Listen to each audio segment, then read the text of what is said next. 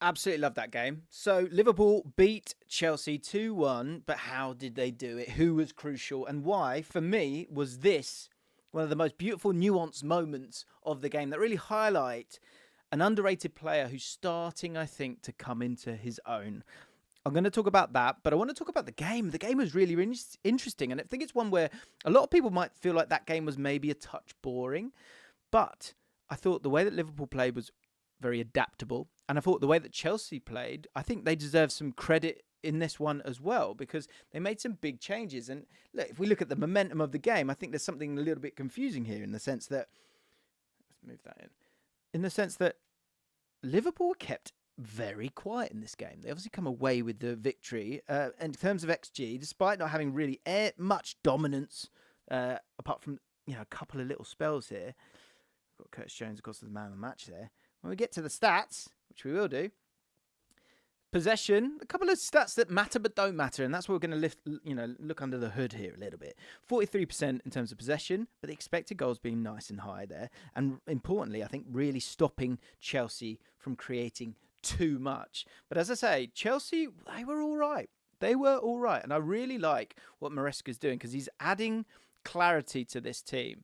Let's get into it because I think what I want to do is kind of showcase what both teams were trying to do, because I think out of possession was really important for Liverpool. So out of possession, this was their structure. It was a 4-2-4. I thought with Gakpo and Salah being quite narrow, and it was one where, okay, if you were going to play the ball through, well, ideally we want you to go and play round, and that led to Robertson and Madueke being up against each other quite a lot. But I think their aim was to stop Cole Palmer, of which they did. And they did. These are the passing networks. This is from the first half. I actually wanted to go and get them at half time because I thought it's quite clear what was going on here. And there's a couple of things at play that we're going to talk about. We're going to talk about this. But I think it's important to focus on this because Cole Palmer struggled to get involved in this game. Struggled to get on the ball. And you can see from the passing network here that, he wasn't touching the ball that often. The ball was going to Reece James and then he was looking to play it in. But actually, they had a lot more joy down this left-hand side. Now, why did they have more joy down this left-hand side? Let's get into that. Because I thought it was really, really cool what they did. And in terms of the way that Chelsea played, this is what they did in possession. Because the basic setup from Chelsea here, let's say out of possession, was a 2-4-4. We're going to get into that as well. But what I thought was absolutely fascinating is this man here. And he is turning into a real player for them. The fullbacks for Chelsea are pretty wild, actually. Because you've got Reece James, you've got Gusto, you've got Vega, you've got Cucurella, all really different and really unique when it comes to being a fullback. But with Gusto, you had a right back playing left back, but actually he was playing as a left-sided 8, really. So with the ball, this is what was happening. Sancho was as wide as possible. Madueke was as wide as possible. You had the double pivot staying quite close to each other, really. Then you had Gusto and Palmer on the outskirts of that. And Reece James coming back for his first game in a long time, not being your normal fullback, actually playing pretty narrow. This then turns into a back 3. Let me highlight it for you. Here you go. 1, 2, 3. Then you've got your double pivot. 1, 2.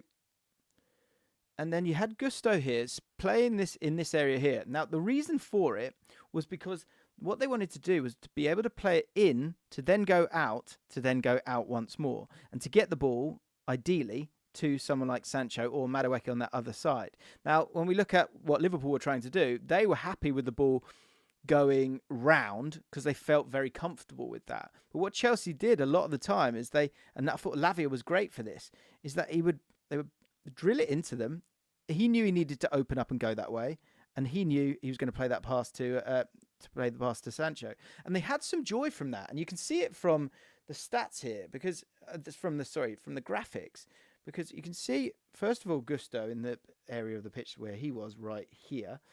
You can see him getting on the ball much higher up the pitch. If you look at his passes received, if you think of the angles of which you're going to get the ball when you're a normal left back, it's not going to be like that. You're more likely to get the pass here a lot of the time, or higher up the pitch. You might be in this area here, which he did drop back into at times. But in this initial moment, he was actually playing in this area here, as we spoke about. And you can see it from, as I say, his kind of average positions and the passes that he's receiving as well. And he's receiving that more from the left-sided centre midfielder, that was Lavia, and from the attacking midfielder than the left-sided centre-back, although obviously he's doing that as well. And I thought Gusto was really, really cool in this game in terms of what he was offering the team. And it allowed them to get through at times. But I think what's great about this Liverpool side is that they sort of, they do bend a bit, but they don't break, and they're adaptable, and they're able to find different ways of doing it. Here's an example of exactly what I'm talking about in the 43rd second of the game. We spoke about it just a second ago. Here you go. There's your 3. Hang on, we got our wrong arrows here. 1, 2. There's your 3. There's your 2. And where's Gusto? Where are you? There you are, Gusto. We move it on. And actually, there's a really great wide shot where actually they play a long ball. And here you can see, the sort of pathway towards it. Play it in, play it out, play it out. And that way, you get the ball through that first press of 4, was the idea here. And then you've got this double pivot. And because they're on the outskirts of that, if you can get through that first line and play it through, you've then got a one-on-one situation when it comes to Madueke and Robertson. And I think it was one where Liverpool... The reason Cole Palmer wasn't able to get in the game too much is because Curtis Jones was able to kind of keep an eye on him. They were able to stop that pass from being available. But what that did lead to was Gusto being able to have a few more opportunities to do it himself. And so Gusto was able to get on the ball a lot of the time. This is that 4 looking to press. And here again, you can see Reece James looking to play that pass. That pass wasn't always on because that player was cutting it out. Curtis Jones had a lot to do in terms of dealing with both. And they had a bit of joy. They did, Chelsea. They really, really did. We're going to come to Liverpool in a second, but I just want to get to the end of this bit with Chelsea. There's a good example here. And this is one of the examples of Lavia getting on the ball, turning and playing that pass, and then they're making their way out. This is another example. Actually, on this occasion, it was one where Lavia actually moved across. Caicedo came across, and then he was able to punch that pass into him and again get through that first line as well. And there you go. See, you can see him getting on the ball there, and you pass that first line of the press. And they were able to do that. And from that position, they were able to have a bit of joy, but obviously not enough. They also made it really difficult for Liverpool in possession themselves. And what they did, Lavia was a big part of it, and they were happy to lock on to Gravenberch. We've done a whole video on Gravenberch. Go check out that video because he has been absolutely brilliant for them. And they obviously wanted to stop him in his traps. And so what happened was Lavia would lock on, and then they would look to stop that pass being made through. Curtis Jones was being that little bit higher because Gravenberch has been that 6. Oh, wrong one. Has been that 6 for them. And so they struggled for a bit. And if we watch this passage of play here, you can see this is around 10 minutes. They were really kind of struggling to make their way through. And this was to kind of stop the passing lane into Trent as well. So yes, there's a ball into him here, but it's a difficult little clip if you do make that pass. And so Kelleher was stepping forward, looking to help with the build-up. Nicholas Jackson doing well, cutting off the passing lane here. And as we move it on, this was one where they generally wanted to go down this right-hand side, and actually they weren't able to do it. And Kelleher has to go long with his pass. And then during this moment, this is my first question for the Liverpool fans. Liverpool fans, is this something you've seen in previous games? There was a period where it was like, okay, we're not really able to play through this Chelsea side. We're going to go long for a bit. And this is something we have seen before. We saw it in a pre-season game. The first time I saw it against Manchester United, they actually scored a goal from it. And what they did was they sort of played the ball down the right-hand side. And so what happened a lot of the time was Alexander-Arnold wanted to get on the ball. And actually, I'll show you it right here. I can show you exactly what I bloody mean. Because why was Trent not able to get on the ball? It's because of the press of Chelsea. It was really, really strong. And as you can see here, we spoke about Cole Palmer being stopped. Trent Alexander-Arnold also stopped. Rarely on the ball. When he did get on the ball, it was a pass inside. Wasn't able to make any passes to the front players. And actually, the front line, you can see here kind of from their average positions within this, is that they're a lot distant from the rest of the group. And you can see it here as well. And so what we saw was that the ball would work down the right-hand side. And at times it might even get played to Trent. But then it would be bounced back. And then you would allow Salah to get involved. Let me show you exactly what I mean. Because I thought this was a really important part of it, actually. Because Kelleher was trying to get involved. He's got the ball here. Van Dijk was here. Robertson was kind of not getting too wide a lot of the time because they wanted to go down this right-hand side, and Trent wanted to step into this area here. And I believe that on a few occasions, to kind of start to change the momentum of the game, they went long, and they went too long. And the reason it went too long, because it led to this space here. And making that space wider was something that really allowed Liverpool to get back into the game a little bit. Despite not being able to play through, they decided to play over. And so a couple of times the ball was played into this area here. I think there was a goal kick given away. Van Dijk did a similar thing. But as we've seen previously, what it led to, and Szoboszlai was trying to help out sometimes, what it led to is that the ball would come here. I'll tell you what, I'll draw it this way. It would come to Konaté. Trent would be here. It would bounce back. And then Konaté would play a long ball into this space here to Jota. To Jota. And then from here, you can have a little bounce back to the other players around you. Or can you win a duel and start to hurt the opposition? And if you think of Levi Colwill and that moment on that left-hand side, and actually if you think of the penalty, that comes from Colwill being knackered. And that came from, in my opinion, Arne Slot not being too deep-rooted in this idea, we've got to play through, we've got to play through, we've got to play through. Very different.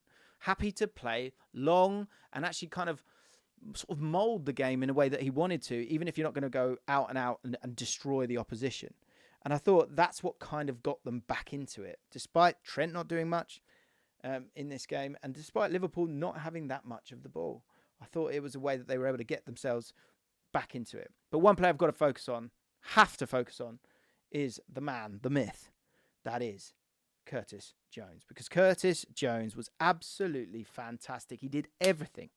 He wins a penalty. He was a draft excluder at one point. He was, sitting and popping it about. He was very neat. He was very tidy. He was timing these runs. And now I'm going to look forward to getting into the goals here. Because the first goal, Curtis Jones, of course, is a big part of. When it comes to this penalty, let's talk through it. And he deserves so much credit. Because what he does is, and I like the profiling that Liverpool have got here, because they've got Alexis McAllister and they've got Curtis Jones. And it's harsh on Curtis Jones for him to not be able to get into this team, because he's absolutely good enough. And I'm going to show you exactly why that is the case. Now, to go back to that point before, this is what started to happen then. There started to be this big gap here. And that led, especially with the runners that Liverpool have got, it led to spaces, and it led to Salah being able to get on the ball, and also with Gusto kind of playing both as an kind of aggressive 8, whatever you want to call it, and then getting himself back. That was a moment where Salah was able to get on the ball a lot of the time. And Curtis Jones, who's actually playing in this position here, who's over on this side for the bulk of the game, steps over to that other side in a transitional moment, let's say, and it leads to the goal. But he doesn't stop there, because yes, he plays that pass, but what I really like as we move it forward is this. His awareness is wonderful. He has a look. And he sees this area here. And he sees he can impact the game. And when you're thinking of, it's being able to have pictures, and when you're thinking of getting in between the gaps of the defence, that's what Curtis Jones sees. And though it does exactly that. And so if he doesn't do that, if he just plays his pass and goes, I'm just going to chill here because Salah's probably going to go on a run here, then the goal doesn't come. It's as simple as that. And so when we move it on, him making that driving run, getting himself into the box, getting that little bit of luck, of course, because Salah's been, selfish, is what he does, because he's wonderful. But the penalty does not come from that. And of course it is a penalty. But again, all the little elements combine here, because Colwill was knackered. Everyone would have seen it. He was blowing, wasn't he? And that was just because he just had that moment with Salah, which had come from that space being created, which previously, in the first 20 minutes, the game was being played at the tempo that Chelsea wanted. And it's very, very, it's kind of a hidden one, which if you don't want to have it, then you don't have to have it. But I've got to be honest, I thought it was important. This is the second goal. And again, I think it shows what you have here in terms of a complete player. Because again, he could be here, he could be chilling. But it's an understanding that Szoboszlai's here, I can go. And he does go. But again, he doesn't stop there, because the movement's great as well. It's an understanding the Gakpo's to your left. Where is the space? Where are the gaps? Especially once the pass gets made to Darwin Núñez. Where is the space? Where are the gaps? So he knows he's got Gakpo on his left-hand side. He knows that space can be created for him. So this is actually quite an unselfish run that he makes here, because what he does is he sort of curves his run into this space here. And then again, when we're talking about those gaps, he's allowing Gakpo to have a gap. He's hopefully taking Reece James away from Gakpo as well. And if Darwin Núñez can see him, great. But if he can time his run right, then he's got an opportunity as well. Now, this is the penalty that wasn't a penalty. But again, it just shows the brilliance here. Because if we go back again, he's going to make that run here. He does it. He does exactly that. He drags Reece James away, understanding what's going on, and it allows Darwin Núñez to actually play him in. But if he's got a bit more awareness, how easy is that for Gakpo? But also for Reece James, he knows that Gakpo's over on that side, but he's kind of all at sea because he knows he can't get too far away from him, but he can't get too close to him as well. And the penalty that then gets rescinded comes from Curtis Jones. So again, you've got a guy who also makes a block. I haven't got a screenshot of that, the Cole Palmer one, and he says in his interview, I knew Cole Palmer's brilliant and I know I needed to keep him quiet. So in terms of the defensive side of it, have they as a team been able to keep Cole Palmer quiet? Absolutely. And then on the other side of it, can he affect the game going forward? Yes, he bloody can. Absolutely brilliant. Now, they go in at half-time, and we'll come back to Curtis Jones and his final goal, because there is that hidden moment that I think, again, people might not touch on, but I want to. But I also want to touch on what Chelsea do. Now, my overall feeling on Chelsea is I think that is a team that is making it really is starting to grow. And I thought they were able to do what was asked of them, but were they able to step it up that little level extra to give themselves the opportunity to go and win it themselves? And sometimes it takes maybe just a touch more metal or a touch more maybe experience to go, no, I'm going to go and affect the game. What definitely happened here was that Maresca stepped in and said to them, okay, that pattern of play that we were talking about, that has been working. The pattern of play has absolutely been working. Let's keep doing that in terms of getting through them. But can we mix it up a little bit? Let me show you what we were talking about. It was that, wasn't it? So as we've spoken about, playing it in, playing it out, and then going from there. That's something that they were, doing throughout the game. But what I think Maresca's had a word with him and said, okay, look, Liverpool know what you're doing now. They know you're going to go that way. Can you mix it up a little bit? And they did. And that's where their goal came from. Because Gusto is in that position that he's been getting it the whole time. Pedro Neto's come on at half time. And Gusto gets the ball here. And for the first time, instead of stepping out, which he'd done pretty much every single time, he steps in. And when he steps in, he's now able to play the pass to Caicedo. Caicedo, is, despite being surrounded, is absolutely free here. And I think that's Maresca saying to him, don't always go this way. There's a lot of space in the middle for you as well, especially once you get past that first line of the press. So they do that. He's able to get the ball to Caicedo. And then the run is really, really clever. So here's the pass to Caicedo. And I really like the run from Nicholas Jackson. I think he deserves some credit for this because he actually mixes up these two centre-backs. Now, we know that they love to play that high line at all times, Liverpool, or they're going to try and utilise that offside that they can do so well. And they do look to do that. But they then cross paths. He's trying to play the offside, and now Nicholas Jackson's in. But that straight pass through, if we go back to the start of that, yes, the pass is there. But these gaps, again, we're talking about gaps a lot. Big gap, big gap, big gap. It comes from these two players here. And so this is a big part of the Maresca system. We've got a whole video on Maresca's system and how he's made them so brilliant, too, actually, in terms of how they set up. But having this width here does leave these spaces. And because of what they've done in the first half, they think that it's always going that way. It then leaves those bigger gaps through the middle, and that's where the goal comes from. And one thing that I thought was interesting as well, another one for Liverpool fans, you're going to watch Liverpool more than I will. There's a moment here where Van Dijk kind of steps up. Now, is that because he wants to go and get at him? I don't think he would ever do that. But what it does lead to is sort of the body weight going backwards and forwards, and then these two having those crossed wires, it feels like, in terms of who goes and who covers, and then he's through on goal. It was a tight one. It was nearly offside as well, so maybe not something to focus on too much with how brilliant they've been defensively, but a bit unlike them. But that, again, I think comes from the system of Maresca and of having those two wide players there. Back to Curtis Jones, for all you Curtis Jones lovers, because let's talk about the final goal from him, because I think he deserves his moment in the sun. Right. This is, again, just brilliant from Curtis Jones. He was everywhere. He can do everything. But the timing and the understanding, once again, for the winning goal is absolutely brilliant when we break this goal down. Now, Salah gets the ball. Curtis Jones is here.